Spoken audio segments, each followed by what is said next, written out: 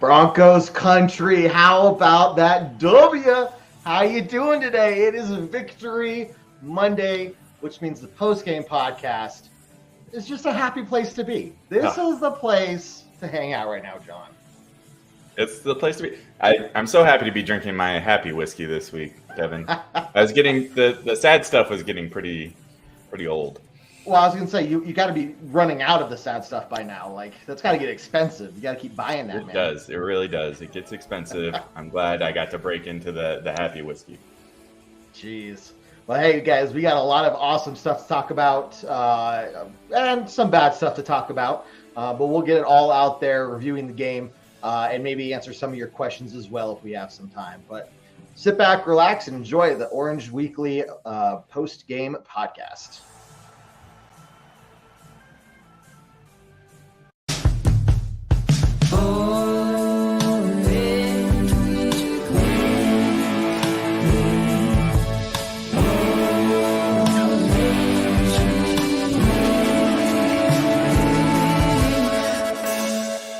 Orange Weekly, fans, brews, and Broncos news. Bourbon, Broncos, no BS.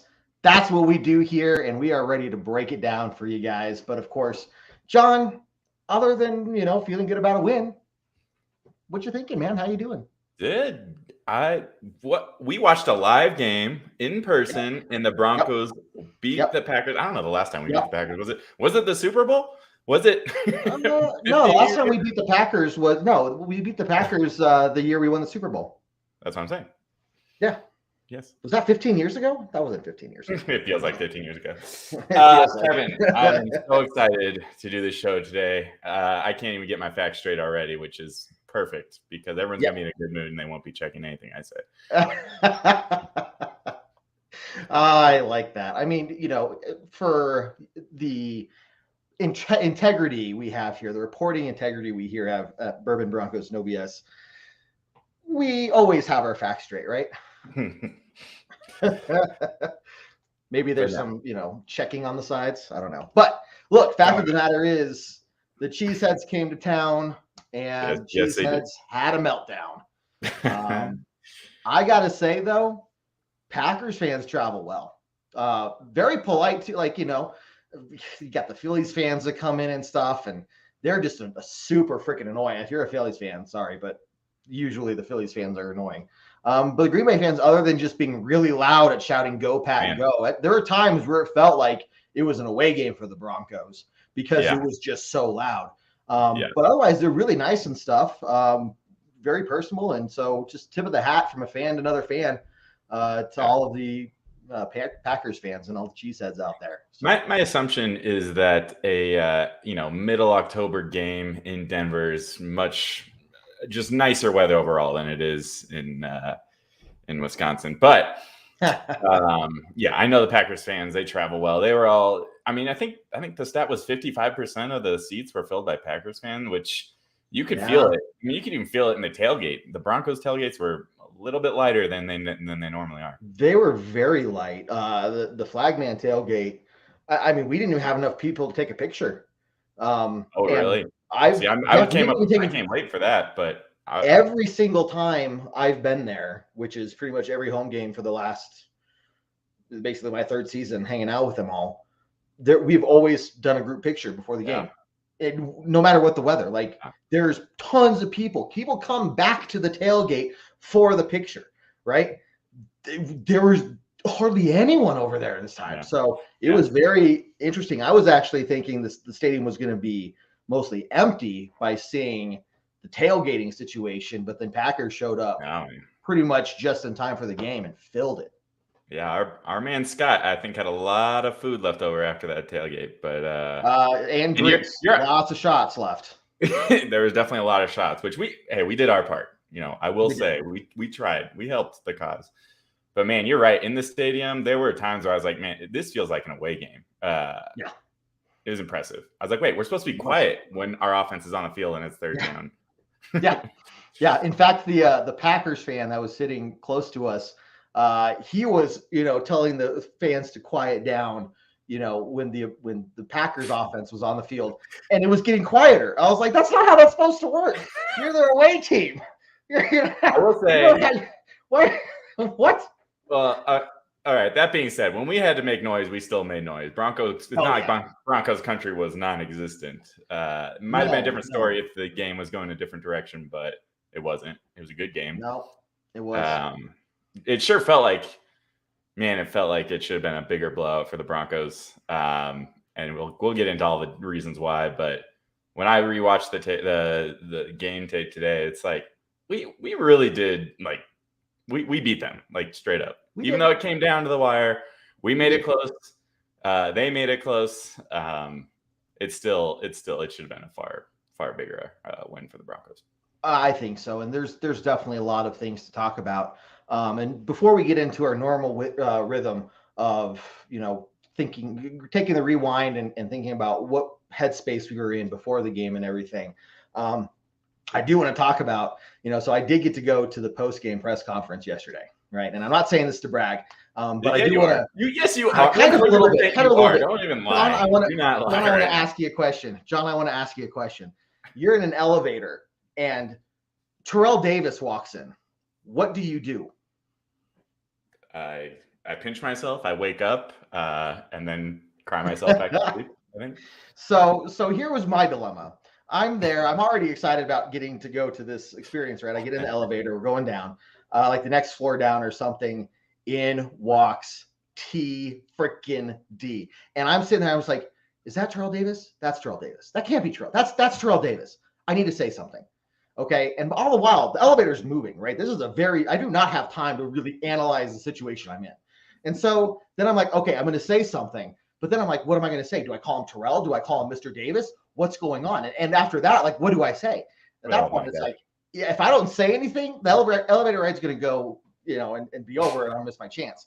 So I get out the words, excuse me, Mr. Davis, can I shake your hand? Nice, Kate. Really held it together. 10-year-old, like a freaking 10-year-old. It might as well be like a Swiftie in an elevator with Taylor Swift, It's just like. I'd have the same reaction if I was in an elevator with Taylor Swift, but there's that too.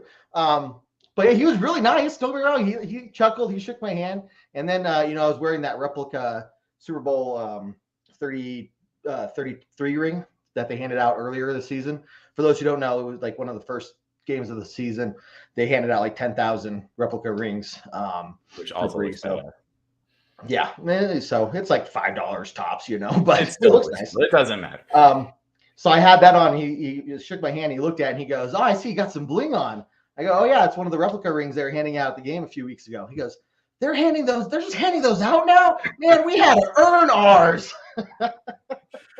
That's awesome. So anyway, that's my Terrell Davis experience. And you'll be telling your grandkids and your great-grandkids about the day you met I'm Terrell telling Davis. you, I can't wash his hands. I don't know what I'm going to do. I don't know, man. But I'll tell you what, before, and so we are talking about, things the Broncos did well, things the Broncos didn't do well. And, you can all go watch the post-game press conference yourself.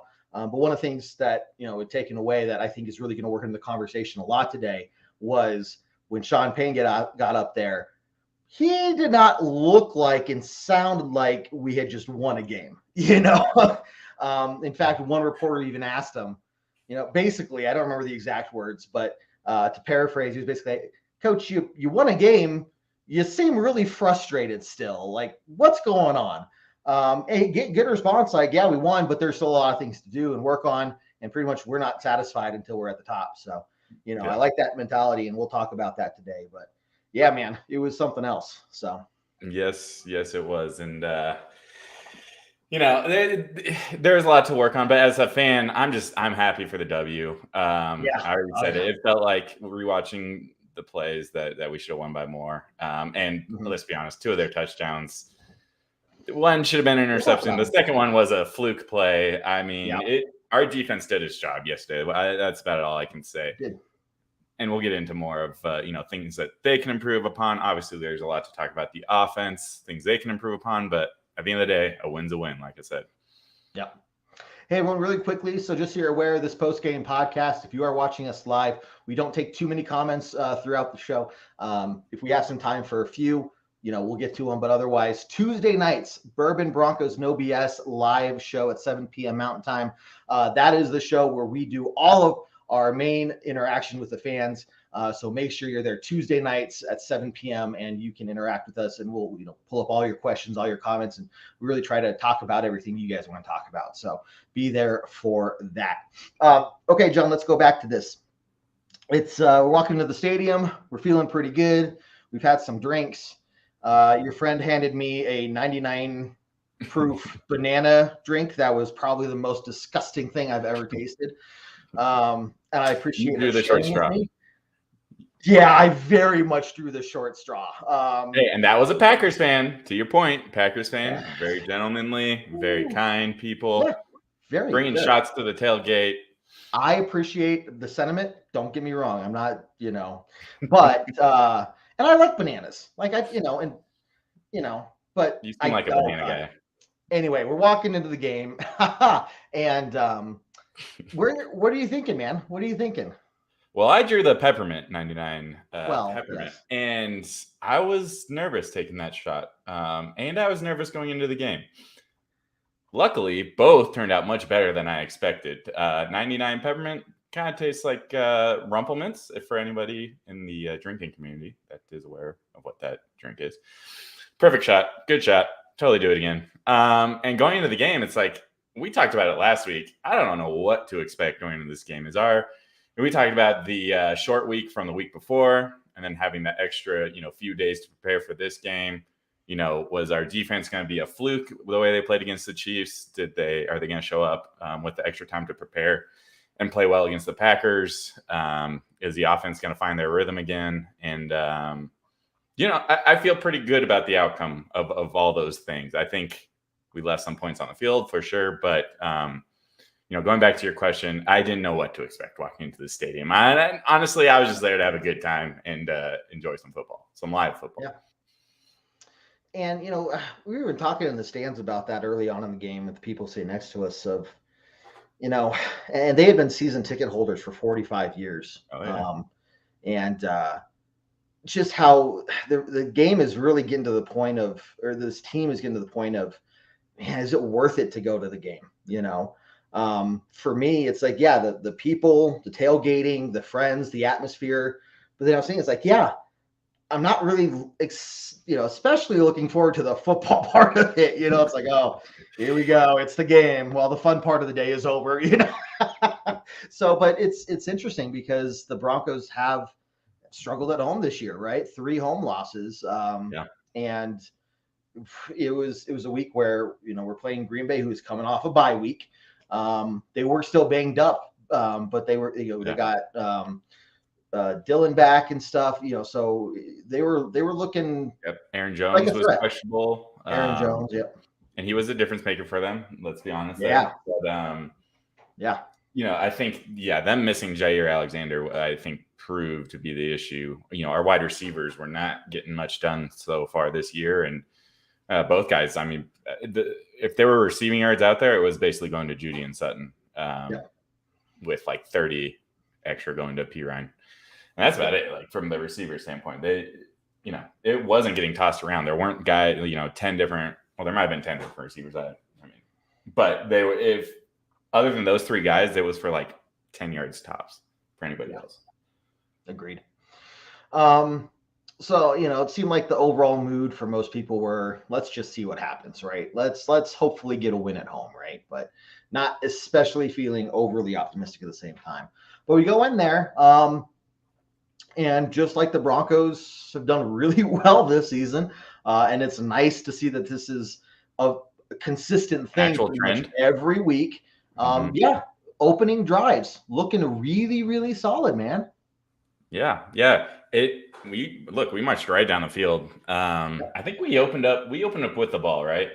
Yeah. It was like the first time that we didn't get to defer and get it second half, which I don't know. Maybe that's something we should start doing because second halves have not been our friend. Anyways, look, that's a touchdown drive until, a holding call on third and I think short. forced us into a bad 3rd and long to like a yard outside the end zone. So that's a big thing to talk about. I don't think we had a ton of penalties, but there early on, especially that one hurt us and took 4 points off the field.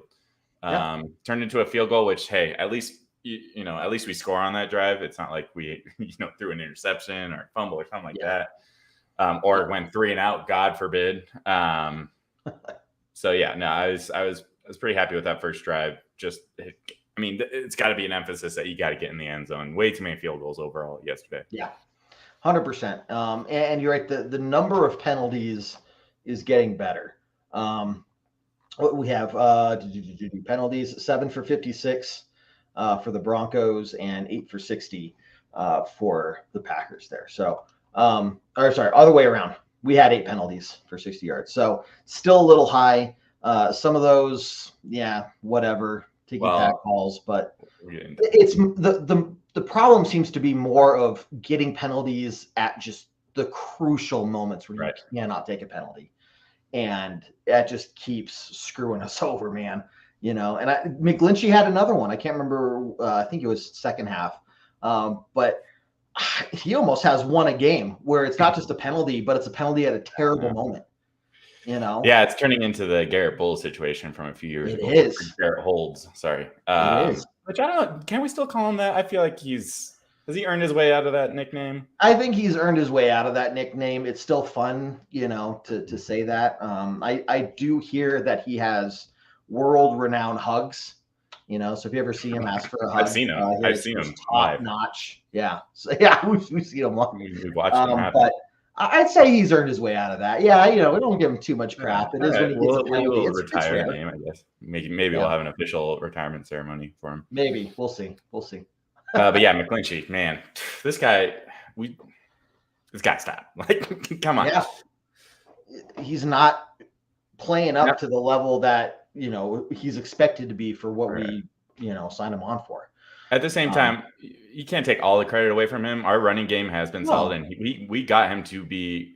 He is supposed to be one of the best right tackle in the league when it comes to running the ball. And I think the production some of that credit has to go to him in that regard. But the whole offensive line, one-dimensional. Yep. You can't be one-dimensional and only be able. And that's the problem. Right. Our offensive line does very well with the run overall. Mm-hmm. But the pass protection just is not there. And Russ is known to hold onto the ball a little longer. We have seen him. He's still very mobile. It can get out of those pressure situations more often than not. But it's still a point of emphasis because when you're holding on the ball that long, that's when the likelihood of getting a holding penalty increases, right? So it's great, Russ, that you can maneuver and get out of the pocket and everything and make a play happen. But then that puts that extra pressure, and those guys have to adjust their gameplay to avoid those holding penalties while still protecting Russell Wilson. So it is tough for them. They have a very tough job. Yeah, he does not make their job any easier the way that he plays. No. But, that's the deal. That's who our quarterback is. You can't just be like, oh, well, he holds it too long. Sorry. Yeah, exactly. You can't make excuses, unfortunately. Or guess who has the bigger contract and who's going to stay around probably longer. If things go very south. Yeah. Maybe. Nope. Agreed, man. Agreed. So let's see. Broncos, they controlled the whole first half, This is the first time that the Packers had been shut out in the first half since I think it was like 2015 or something like that. It had been quite a while. So no one will fact check. We already talked about that. No fact checking in this episode. Yeah, no fact check. Well, they had it up on the scoreboard. I can't remember the year, but it was something like that. Yeah. So, but either way, it's just, you're right. The defense did everything they were supposed to. It wasn't necessarily pretty. Some bend don't break. A very close missed field goal that I think if it was lower and it hit the post, it would have bounced in. Yeah. So I think we maybe got a little lucky. A good call our way there. That was nice. Well, they had the Packers had a really nice punt that Mims was calling to go out of bounds, and it looked like it was then bouncing to like the 1 yard line. Yeah. thankfully took a bounce in our favor, which doesn't really happen very often into the end zone. A lot of zone, things don't go in our favor in this league. Well, so it was just nice to see that some things were going our way, at least equally, in this game for once. Right. And the other thing, that missed field goal, it was a lot of luck, I'd say. They were very easily in field goal range. But what I liked from that was, I think 40 seconds on the clock, and we were able to go down and kick a field goal ourselves. And that's huge to end the half that way, because if that doesn't go that way, the Packers could look at some momentum going into the second half. I think that really hurt their momentum, us being able to get points on the board before, and now we're 9-0 up at halftime as opposed to 6. I mean, that feels different. Yeah, agreed. It's a 2-possession game at that point, right? So totally agree. From the first half, everything else, like, I can't think of anything else that really stood out other than our inability to get into the end zone, taking that first drive away and that dumb penalty. But all the other times, it's just we cannot, for some reason, once we're in the red zone, we cannot finish a drive. Yeah, it's obviously like something to continue to get better at. I'm happy with the fact that, I think we had 5 drives in the first half, and we came away with points on 3 of those, and it was basically every other drive. We talk about the Broncos taking half the game off on offense. Well, I mean, it's a lot more palatable when it's every other drive as opposed to the whole half. That's what I even asked for. I think by the 3rd week of the season, I was like, can you just spread it out? Yeah. Like, if you spread it out, you have a more likely, a higher likelihood of winning the game versus if you just take a half of the game off, an entire half. So they did what I asked for. I agree, man. I liked it. Yeah. Not great. The two non-scoring drives that we had, it was like a 3-and-out and then a 5-play. That must have been a quick first down and then a 3-and-out, basically. Which, what I like on the scoring drives, though, is that we took a lot of time off the clock and we really had possession. We had so much more possession in that first half than the Packers did. Yeah. And they couldn't get anything going at all. No, we were doing a really good job of shutting them down left and right. It was good to see, with, hey, the Broncos are not the worst ranked defense in the league anymore. We're now the 31st ranked. So, again, progress. But let's see. Aaron Jones, 8 carries for 35 yards. A.J. Dillon, 15 carries for 61 yards. I mean, we were keeping them essentially an average of, less than 4.5 yards per carry, which is really good. And you're looking at our own. Javonte Williams, he had 82 yards and averaging 5.5 per carry, which is good, really good. Do not get me wrong. You'll take that. And here you go. You look at Jaleel McLaughlin, our guy, 5 carries for 45 yards, 9 yards in average. So 9 yards a carry. No, I like the balance there of, it's basically Javonte Williams gets 3 carries, McLaughlin gets 1. I kind of like that trend because I do think that Javonte is more of that bell cow, but when you bring in McLaughlin and he's busting off these long runs, like that's hard for the defense after Javonte has just tired them out, pounding like up the middle and just taking away all their you just slowing them down, honestly, for when McLaughlin comes in. Yeah. This is the offense that we've been asking for a long time. I mean, every coach that has come in here has, since Peyton Manning left, and, all of them, this is a run first team. And that's what they've all said, right? Mm-hmm. And then what happened is, like, as soon as things started going wrong, we abandoned it. First quarter, second quarter, we go down by a touchdown or, all of a sudden we're doing nothing but passing, 75, 80% passing. And we screamed from the top of our lungs, stick with the run game. And now we have a coach that is actually doing what he said we were going to do. Well, I don't know. This feels like the first game that's the case. I mean, he's called himself out. Yes. But I'm saying this is the proof. You stick to the run game, you're going to give yourself a chance to win as long as Now, if we had got, instead of 3 field goals, we got a field goal and 2 touchdowns. I mean, think of like how even better that would have been, right? So we're getting there, man. It's painful. It's like pulling teeth with no Novocaine. but I'm seeing some slow improvement, man. Yeah, we're definitely seeing improvement. I mean, for me, it's felt drastic on the defensive side because of how bad it was to start the year. The last 2 games has not been on the defense. They've really held their own, and they're the reason that we won this game, frankly. It was a lot of bend, don't break. So especially in the second half, it got a little dicey there going into the fourth quarter. But, back to your point, we rushed the ball 25 times. We threw it 29. That's a very balanced offense. Mm-hmm. Yeah, it was great to see. And it's great to see the receivers, like I said, getting a majority of those passing yards. It was all Sutton and Judy. I think 85 and 70, something like that. 76 yards for Cortland and 64 for Jerry. Yeah. So, I mean, we didn't have a ton of passing yards, but I think that's just a product of most of our drives taking so much time off the clock. Yeah. And not having as many. Stick to the run game. Yeah. No, when you stick to the run game and, passes, you're not, dropping bombs down the field left and right, there's not a need for that. Save that for when you really need it, within 2 minutes of the half or whatever, end of the game, if you're down by a little bit, so just it's smart football, and what I like, controlling the clock is huge.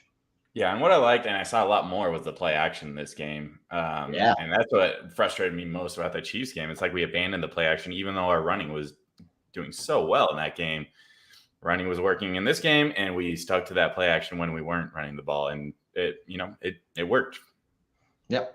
It would have been nice to see something like that on that. So one of the field goals we got, it was, we were 3rd and 1. Then we got a holding penalty made it 3rd and 11. And what do we call? A wide receiver bubble screen. And guess what happened? It didn't work. Just like, it's 3rd and 11. We're in the red zone. And you're going to call the one play that just historically for the Broncos for years has not worked. And they've called it at least once a game, I would say, this year. There was less. Every single time it hasn't worked. There was less this game.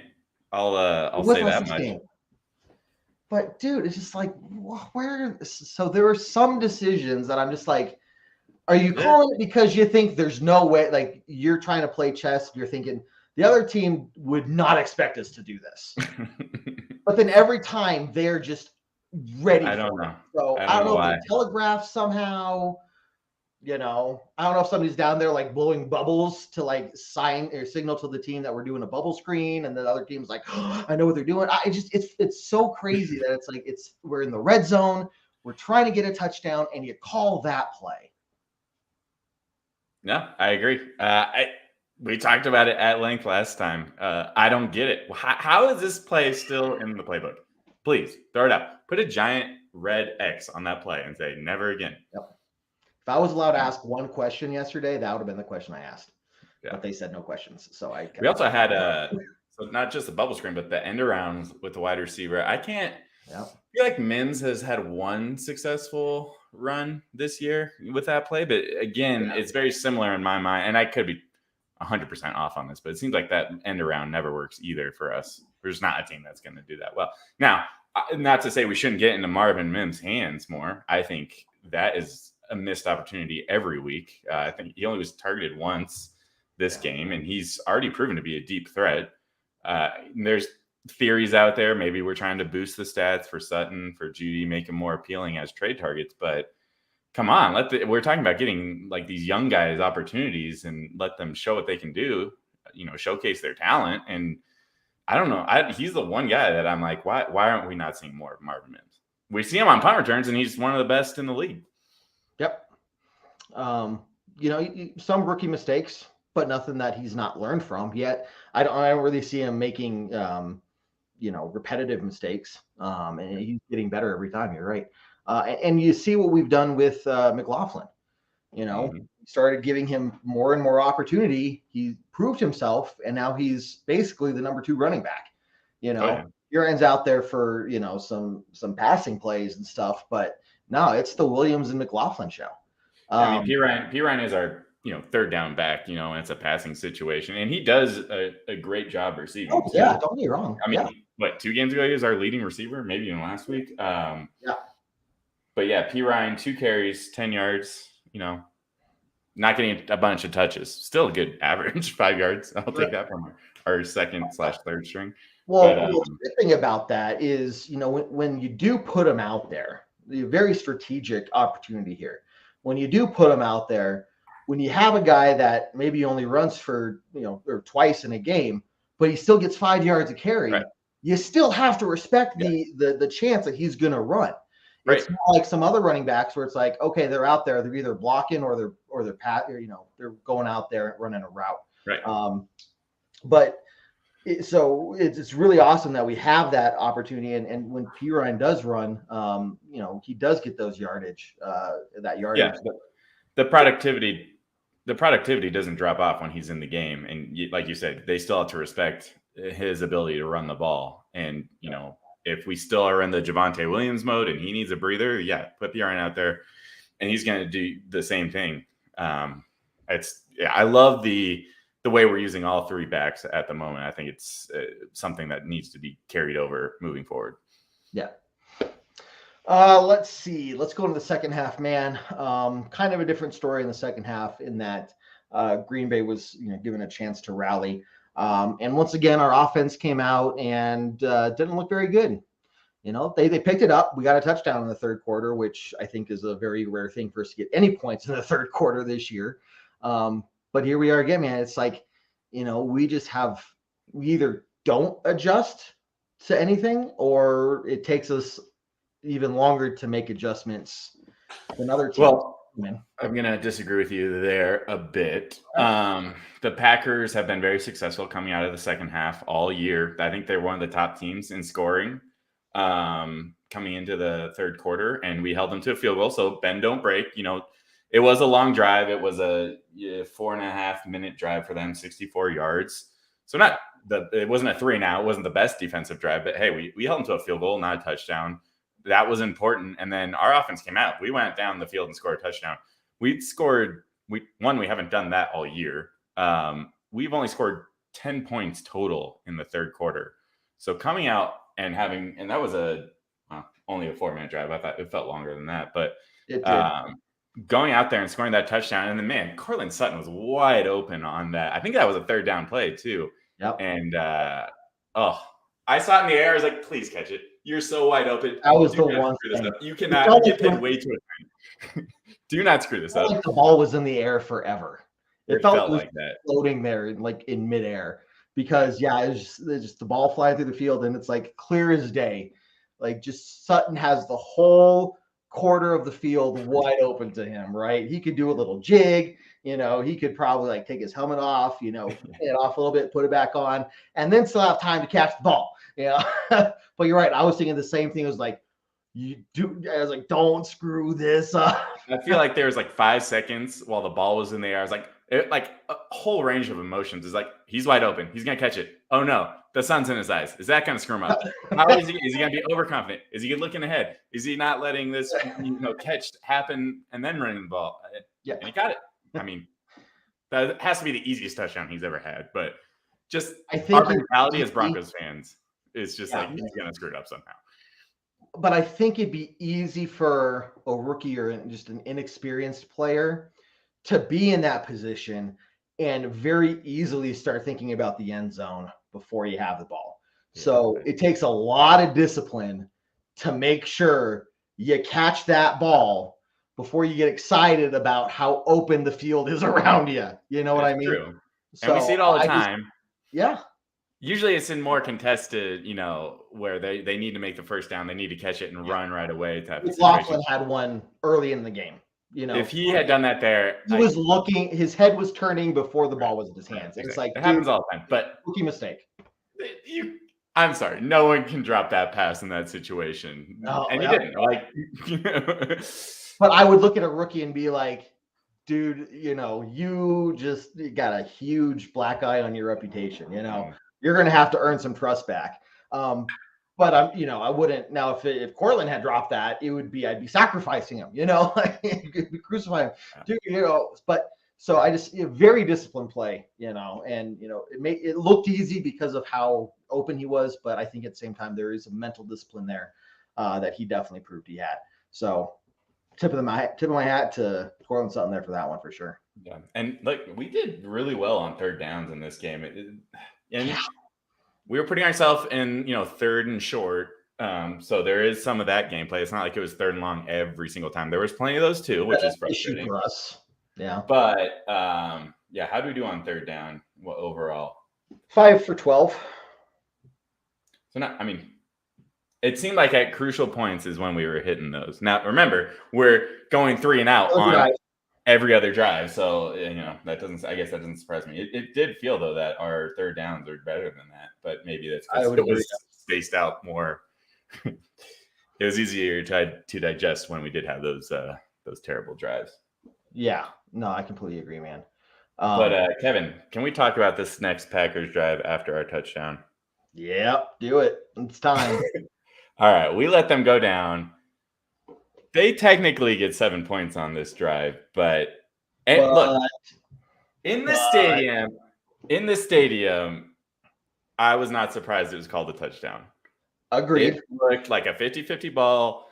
Yep. Offensive player comes down with the ball, and that's always going to go his way. But then watching the replay today, I'm like, wait a minute. There's very clear control by Surtain. 2 hands on the ball. The receiver's hands are actually outside of his hands. And he comes down first, 2 feet on the ground, which is the important designation there. And I'm telling you, there's one play every game where I hear one of these NFL, not NFL, but this rules specialist for CBS or Fox or whoever comes on and is like, I disagree with that. And it's always key, important plays every single game. And once again, Gene Steratore comes on and he's like, actually, if you look at this is clearly an interception. What bothers me about this most, though, they didn't even look at this. They didn't review it. They didn't do anything. They just not all scoring plays were automatically reviewed. All scoring plays.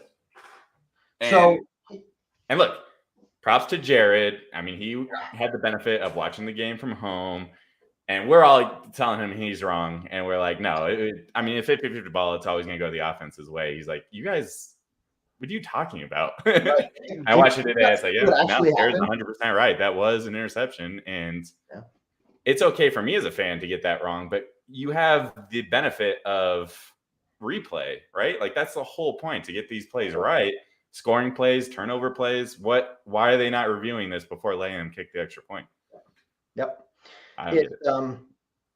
It's so frustrating because, first off, how often does that happen in a football game? I mean, in an NFL season, how often does that happen? Right.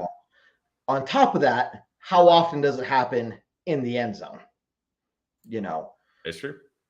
So here's where I totally understand and completely agree with everything you said. And I would add to that, this is why the NFL needs to make its referees full-time employees. Cut down on all of these mistakes that can and have changed the outcome of games, and just make them full-time. I mean, all these other sports do it. So it's like, why is the NFL basically the only one that's holding out on doing this when there are these kinds of mistakes that are being made, and just inconsistent calls across the board? It's always kind of dependent on what coaching staff you get on, what they're going to call or how they're going to call things. And it's things are missed, things are called incorrectly. It's just an embarrassment. More than anything. At the same time, I'm pretty sure these guys are compensated enough that this is their full-time job, right? Like they may not be considered. A lot of them considered jobs. Maybe because the NFL season is only 4 months long. I don't know. Maybe they want to do other stuff, but work during they have jobs like being real estate people and stuff where they can travel 3-4 days a week during the season. Yeah, but I mean, what's the average NFL referee making? It's got to be good enough to live off of if they wanted to. First of all. Second of all, I hear what you're saying, and that's fair. But I don't understand in a play that is supposed to be automatically reviewed. Okay, maybe we're not. Maybe it doesn't happen all the time. Maybe the referee. Sorry. Yeah, you're right. Yeah. I was gonna say they make plenty of money, Kevin. Do not be taking. Okay, it's not the fact that they don't make money; it's that they're not focused on it all the time. They're not in there all the time, studying film and figuring out how to. That does seem like an issue. Figuring out how to be more consistent. Yes, that's the problem. It's not so much the compensate. Now, I didn't know they were compensated $205,000 a year on average, but and that's average, right? So the more tenured guys are getting more than that. Right. So it's like, I'm not saying that their salary needs to go up. Of course, they would make that claim. But hell, it's the National Football League. All these other sports have figured it out. I think overall for this NFL season, we've seen some pretty questionable refereeing. Overall, I'm getting frustrated that it always seems to go against the Broncos in key, huge game-changing plays for us. I mean, it's cost us a few games. And, to any coach, I mean, they're never going to say it's that one play that lost us the game. But, these are game-changing plays that never seem to go our ways from an officiating standpoint, whether it's, missed calls or calls that shouldn't have happened. This one frustrates me the most because that's the benefit of having a replay, of having someone in New York looking at these plays. They're supposed to be the ones, holding, maybe it's a play that doesn't happen all the time, very rarely. Sure. That's why the whole point of having them, That's why, they are the ones that they're looking at scoring drives.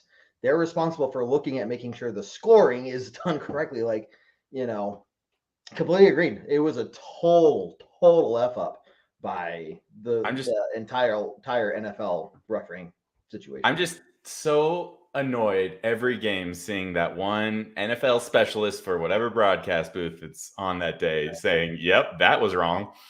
Yep, that's that one. Like, they're usually, they don't say that unless it's blatant, Right? No, they don't say it. They're usually. Well, this could go that way, if they called the other way on the field, I could see how that would stand too, But when they say, that was wrong, it means that that was wrong. Which does not happen, honestly, that often. No. Again, I feel like it's happened more this season. But usually they do take the side of the referee because they're all former referees. Yeah. But I can't tell you how many times I've heard it this year where they come on and be like, well, the referee got this one wrong. Or the replay booth, I don't know what they were looking at. It's like, can you just coach these guys how to be better referees? I don't get it. Oh, man. Yeah. Well, that's definitely a point that we'll talk more about tomorrow. And I don't want to spend too much time on this next topic. Oh, Jared's going to be so excited. Jared's going to be so excited to talk about that. Huge point of conversation tomorrow night as well. But Jared will have his soapbox for tomorrow night. You all will not want to miss that for the Bourbon Broncos No BS show. But also, we got to talk about it. Kareem Jackson. What do you think, man? Look, in real time, that looks like a gnarly hit. Yep. I mean, it is a gnarly hit, but it looks like a penalty. It looks like a hit that gets you taken off the field. Both players, honestly, one with an injury and one for being ejected. I mean, luckily, Musgrave get up, rookie tight end. He's on the sideline just clapping that that Jackson's ejected.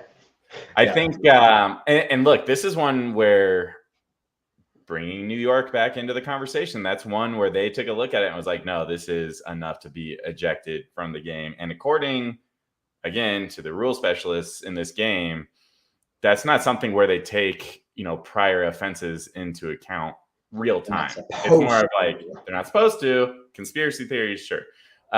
Human bias, yeah. It didn't look helmet to helmet. Well, actually, it definitely looked helmet to helmet. But when you look at the replay, slow motion, it wasn't. I could still see where the penalty comes in because he definitely was, in my opinion, a defenseless receiver. If that's the play you're going to call. No, you disagree? To a degree, because the way I see it happening, and if I could ask Kareem Jackson himself, I would. It seemed to me that, taking the speed of the game into account, Kareem Jackson was expecting the player to have had control of the ball and turned around in time for the hit. I think he timed it perfectly. The Green Bay player, I can't remember, what was his name? The tight end? Luke Musgraves, I believe. Yeah. You remember he kind of stumbled in turning around. Right. And I think that's where the defenseless part came in. Right. Now, you look at that, you make that decision in the game to eject him. I don't agree with it, but I can see how it was called. I can see how it was called in that moment. Okay. The real problem of the matter that gets to me is when you have the review committee look at it the next day, they look at it very closely, they discuss it, and then they still say 4-game suspension. Because to me, that you are looking at the previous for sure. You're just saying it out loud. We are looking at the previous history, and in this case, it's almost like we don't care that was a clean hit. It's finally we have something on top of the history that we can punish him for. Yeah. So it's to me, it's like if you tell Kareem Jackson, like, what are you supposed to do in that moment? Yeah. Like, do you stop running, like, so that the player can catch the ball, get firmly on his feet, start running, and then you go tackle him? You know, I think he did everything right. He timed it well. He put his head to the side. He hit him with his shoulder. And it was just a really hard football hit. But we're not playing patty cake out here. You know, we're wearing these pads for a reason. So, you know, in the game, it sucked. Hey, PJ Locke, though, coming in clutch for that win, right? We'll talk about that. But the problem that really gets to me at the end of the day is the fact they reviewed this. We're all saying the same thing, like, that is a clean hit. It's all over the place, right? And they still come out with a 4-game suspension. If you wanted to send a message and say 1 game, okay, you're an idiot, but whatever, we'll do it. But for 4 games, a quarter of the NFL season for that. Yeah. What are these players supposed to do? Yeah. I agree with the 4-game suspension part. I think is ridiculous. I'd imagine with his appeal, which he's already said he's going to do, and I imagine that comes down a game or two. Hopefully. But in the moment, look, 5 years ago, if we're talking about this hit, he's probably not even getting a penalty. The way that they're trying to protect players these days, I'm not surprised. Like, I think that is what they are defining as a defenseless receiver these days.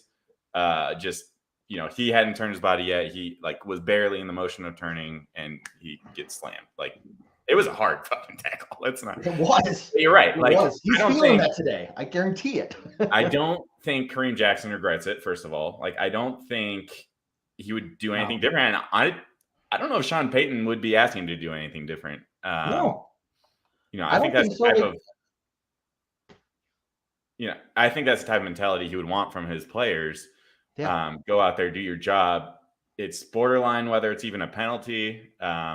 Now, the past history definitely comes into play when you're given a 4-game suspension. And I think they just want to make a statement like, dude, you need to calm your shit down. That's wrong in these games.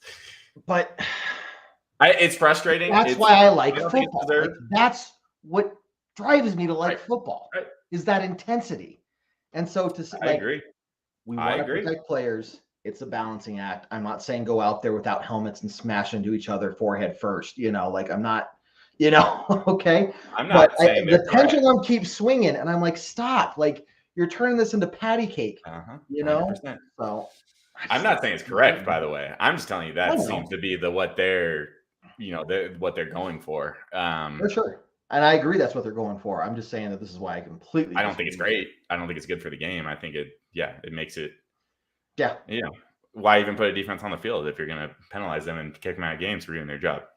The way the league is set up right now in our generation, if you will, it's a very offensive, protected league. Oh, you know, 100%. But that's the thing, 100%. Like, not even a question. Know, you go back several decades, and it was a very defensive league, right? All the big, heavy hitters. I mean, the Iron Curtain, Steel Curtain, and Orange Crush. You know, I mean, this was like the heyday of defenses. And now we've gone the other way to where, oh, you touch the quarterback's helmet with his finger, and you can't do that. You're gonna upset his feelings. Like, okay, you're going way too far now. Like, bring it back a little bit. You know, so I don't know, man. Well, yeah. I think there's a lot to that, obviously. Just with all the different studies that have come out with injuries, especially head injuries, they're definitely being protective with head injuries these days. And I think they're trying to protect because people are getting faster, stronger every day. Let's be honest, every hour, every minute. Let's be honest. It's a matter of time before people start dropping dead on the field with how hard. That kind of happened last year. I know that happened last year. Yeah, I think too soon. I think, legitimately he died on the field. Now he's alive now, which is great. Legitimately, that happened last year. He came back. Thank God. So I think they're just trying to protect the longevity of the league overall, and they have to make a statement. They need to have this, but the other thing is defenses are figuring out ways to still stay within the lines and keep these competitive games. I mean, look at the Broncos yesterday. We won because of our defense. It's something I don't know if I ever would have thought would have happened the way the first 4 games went this year. Now, speaking of defense, I don't know where the pass rush went in this game. We didn't sack this game, last game, the game before that, the game before that. At least we had some sacks last game. Yeah. I don't know where the pass rush is. And then Baron Browning was the other disappointment in this game. He had 2 offsides that was it's his first game back. Maybe that's what I was just hoping for more out of it. I was excited for him to return, and he didn't have the presence that we were hoping for. I'm thinking, hopefully, he gets back into the swing of things. I'm hoping it's just, some rust. Right. Again, to the credit, for it being a home game, it was still very loud, out there. If anything, it felt like a neutral field. Right. It was that's what I was trying to say. It's very neutral. It could have been louder when our defense was on the field for a normal home game, but this one, it wasn't. So a weird atmosphere to be in. It felt, you could almost say that's sort of a Super Bowl environment, where even though everybody has their favorite team, there's usually, everyone picks a side. So it's still very neutral across the board. I don't know, this late in the season, a team with 1 win and a team with 2 wins, calling that a Super Bowl type game, but I see where you're coming from. I'm just talking about the neutrality, the environment. I'm just talking about the neutrality, because wherever you go, you're one team has the home team advantage, right? I don't think really fully had that yesterday. Like you said, 55% were Green Bay fans. So right. So I know we're running out of time, Kevin, but so we got to get through the last quarter pretty quickly. I think there's just one part to really talk about, and of course, there's a few things coverage tomorrow. Okay, there's a few things. That second Packers touchdown, fluke. They should not have scored either of their touchdowns yesterday. No. Fluke play. They still got it. They still did catch it. This one actually was a touchdown catch as opposed to the first one. But then we rally, and look, going into that fourth quarter, it was here we go again. We've seen this before. We're up by 6, but they're driving. And then they score a touchdown. It's here we go again. And then to rally with that late field goal was huge. I think 4 minutes left in the game, something like that. Give it up to Lutz. He was lights out yesterday. Since week 1, this guy's been in. People are. Did you lose me? No, keep going. Give it a second. I bet you do. Lutz was he's been lights out since week 1, and people were ready to cut him after that first game. So props to him for sticking in there, and he's been a great kicker this year. That's take away week 1, he's been great. And then the play of the game came on that final Green Bay drive. Think about it. This guy is not supposed to be in the game. Kareem Jackson's supposed to be there. He comes in from center field, basically. Huge penalty on the Packers in the previous play, I believe. That was a holding penalty. I mean, I don't know what the outcome of this game is without that holding penalty. But props to the guy, get to keep the only turnover at the game, I believe, for our team and for your team, maybe even. And it's a game winner. And props to PJ Locke. First game back? First game back, first interception ever. No. Oh yeah, that's true. Yeah. He's had a fumble. Talking about it. Last year, I believe he had a fumble recovery to finish the game too. Yeah. I think so. Yeah. Just bring him in. Bring him in on the final drive of every game, and and just see what he does. Win us the game. Look, it was phenomenal. I mean, first off, I don't know if that ball would have been caught by whoever it was being thrown to, because Justin Simmons was right there. Yeah. I was worried. I think they might have been trying to go for a pass interference call or something. I was worried about the pass interference. His arm is right there. Yeah. I wouldn't have been shocked if it was called. It would have been a stupid way to lose a game, but that's what we tend maybe to do. It was the way they knew that they had screwed up the touchdown, and so they were like, we're going to give them that one. Right. I don't know. So, but you're right. No, but it was very concerning. If they called pass interference, it was not a blatant pass interference by any means. No, but they've called pass interference for much less. They've called worse against the Broncos and other teams much less. You're right. Yes. Yeah. You are correct. So, another situation in which something kind of went our way. And just doesn't happen very often for us. So, but dude, the way he came out and snagged that ball out of the air. And then if you saw Coach Payton's quote, he said, I was going to go out there and tackle him if he didn't go down, after too much longer, because I was screaming down, because the last thing I just had, memories of like Super Bowl 50, where it was like fumble, oh balls bouncing around the field. And it's like, we got the ball, we lost the ball, we got the ball. So I was like, just go down. All the range of emotions, but no, that was awesome. Good for him. Like, welcome back, way to win us the game. In that final stretch there. So that was like, loved it. And then expert clock management at the end of the game. Yeah. I wish Spotty was here to talk about that. He was questioning that final play, the 6 seconds left. Why? He was so concerned we were going to take a sack. He hit. I mean, now this was immediate reaction. Right. This was gut reaction. Okay. We were literally on the phone walking back to the car. Like, I don't know if he'd be singing the same tune today. There was also, plenty of drinks involved. Let's put it that way. Oh, sure. But, you take a sack there, 6 seconds left, and they're bringing the house, and you take a sack or an intentional grounding or something that causes one more play. It's 4th down. They're in field goal range if they get that ball right there. So, it worked out. I thought there was actually situational football. I thought there was more time on the clock than just 6 seconds. I thought it was closer to 9. So it's like, wasting 9 seconds is a lot harder than wasting 6 seconds. You can waste 4 of those seconds with the ball in the air, basically. So and that's essentially what happened. Like the ball went out of bounds or hit the ground when the clock hit 0. Right. And that's with Russ moving like backwards 10 yards. Right. And he couldn't run too much further. Right? They were on the like 25, 30-yard line. So it's not like he could run 90 yards backwards, to kill the clock and then go down. Right. So, to go back 10, 15 yards, hold it for one more second, and then let it go, that was like 6 seconds on the dot. So when you do have 9 seconds like that, okay, you do that, but then you give the other team 3 seconds with that field position, right? So very, very good situation football that I think if it had been Fangio, Joseph, or Hackett, what they would have, at least 2 of the 3 would have screwed that whole clock management up at the end. They would have done something. Are you saying that we haven't had a competent coach or even one that knew how to manage had clock management at all lately? Is that what you're trying to say? Yeah, something like that. I'm insinuating something along those lines, as in I'm actually saying that.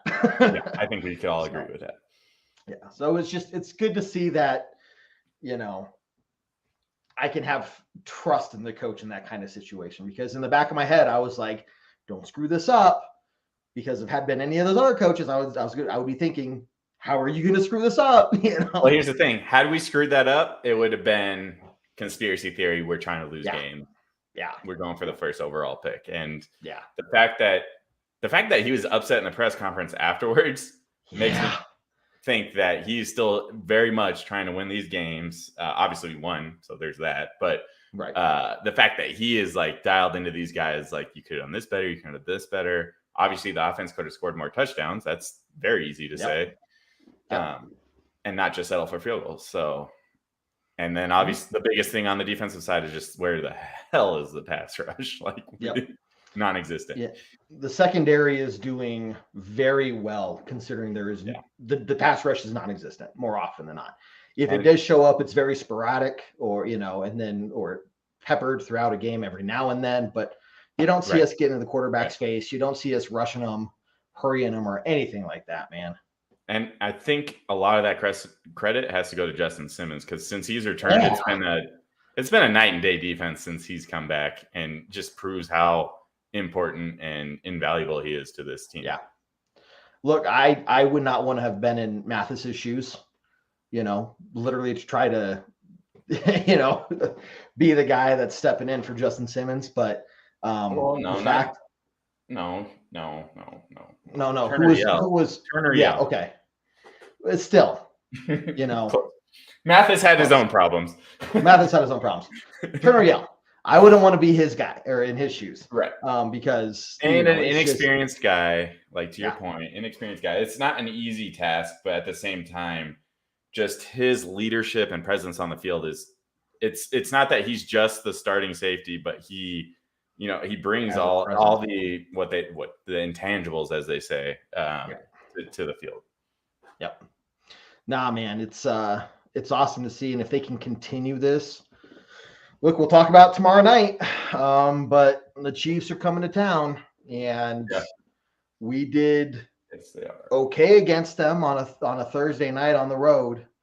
Now both teams have a full week to prepare, and we're playing in Denver, and it's going to be less than half the temperature that it was this last Sunday up here. It was 75 degrees. The high right now is 33 degrees. And Chiefs with snow. Chiefs can play in the cold. That's my problem. Chiefs are good at playing the snow. The last couple times we played in the snow, we haven't done very well. Well, we just haven't been good in general is the problem. Well, there's that too. One quick thing. I know we're out of time. Is Mathis? Is he hurt? What was he out there? Was he just a healthy scratch? I'm not sure. Maybe. But Fabian Moreau, who filled in, I'm guessing he must have been the number 2 cornerback yesterday. Fabian Moreau. Okay. I saw his name, all over the field, and I didn't have the same complaints that I was having with Damari Mathis. I was thinking, I honestly don't know where Mathis was this game. Yeah, he wasn't inactive, so I'm not sure. And maybe he just got relegated really farther down the depth chart. But Moreau, look, I have no complaints from the secondary. Where's the pass rush? Bring the pass rush. If I'm Coach Joseph, or if I'm Coach Payton, I'm looking at Vance Joseph saying, we've got to figure this out. Yeah. This is not sustainable. We're playing much tougher quarterbacks than Jordan Love coming down the pike. And I know we're not in a good position with our pass rushers, having needed to get rid of Randy Gregory and but where was Jonathan Cooper in this game? We already talked about Browning not having the effect that we were hoping for. Yep. Zach Allen, we still haven't seen a breakout game from him. Not consistently. Right. So we got to see more from the pass rush. So look, John, let's take a moment. Let's celebrate this win. There's going to be a lot of things to talk about this team and what they need to fix to not embarrass themselves this next week. I think they have the opportunity. They have the skill to be able to do it, especially with the Chiefs just not being as big a powerhouse as they have been in the past. Right. So I don't know, man, it'll be interesting to see, what we all say about it and see what happens next week, but it's going to be cold. Don't worry. We'll still be tailgating. I did not realize snow is in the forecast. Yeah. I guess get out the snow shovels. It's it's time. Winter's officially here in Colorado. Winter's coming. Just in time for Halloween. Just in time every freaking year. Yeah. It's not Halloween in Colorado unless you are trying to figure out how to put your kid's costume on them over their winter coat.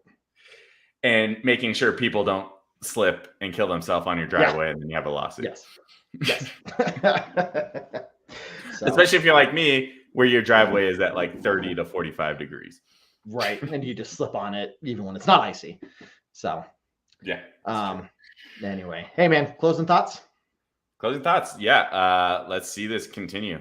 Let's have this motivation moving forward. Let's look. Packers defense. We already talked about Jair Alexander being out, but this is actually a good defensive unit, and our offense has struggled this year against good defensive units. So if we can continue this into the Chiefs game, and the Chiefs defense is no slouch, I think they're the reason why we lost that last game. Like why it wasn't closer than it should have been. So if we can play this level against the Chiefs, hey, we're in this game. And then we already talked about it at length for the defense. Get that pass rush and continue this, holding teams under 20. And look, it should be a game. But again, you never know what team's going to show up. So we will see. As long as it's not the team that was down in Miami, that team can stay in Florida. Yeah. You can retire, can get a second home down there, and just stay there. Just stay. So, yeah, man. No, lots of good things that we saw in the game yesterday. Lots of things that we saw that needed to be improved. But at the end of the day, a W is a W. You cannot complain about that. Unfortunately, we only have 2 of them this year, but hopefully we get a third soon. And I don't want to think too much about that right now because I'm too happy about yesterday. So, John, thank you very much as always, good sir. Appreciate your help and your insights. My pleasure. I think there's nothing else to say other to end this as we always do on a very strong Go Broncos. Go Broncos. Do what I like, yeah, do what I like, yeah, do what I like. Sip and go, sip is right, and I go with the flow, yeah, I go with the flow, yeah, I go with the flow, cause I know I'm the show. In the zone, here I go, in the zone, here I go, in the zone, here I go, yeah, they know I'm a pro.